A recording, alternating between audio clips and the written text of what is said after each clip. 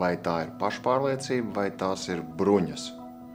Cilvēks saka, es cienu sevi, es zinu, kas es esmu. Starp pašpārliecību un prastumu ir smalka robeža.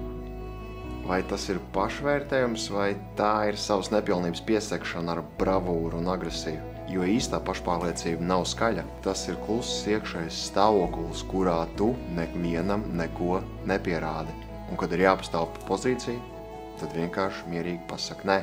Ir milzīga atšķirība starp es nepieļaušu, ka mani aizskar, tāpēc es jums parādīšu un es pateikšu, un es nejūtos apdraudēts, tāpēc man nekas nav jāpierāda. Pašpārliecība neskrien pakaļ ar vēlmi pierādīt. Pašpārliecība nepaliek ar aizvainojumu. Tāpēc dažreiz tas, ko mēs saucam par veselīgām robežām, ir tikai pagātnes tāds kā sāpju žoks, ko esam uzcēluši, lai neviens netiktu klāt mūsu ievainotajai daļai. Un tikai tad, kad pagātnes ievainojumi sadziedināti, mēs sākam just, ko patiesībā nozīmē pašpārliecība.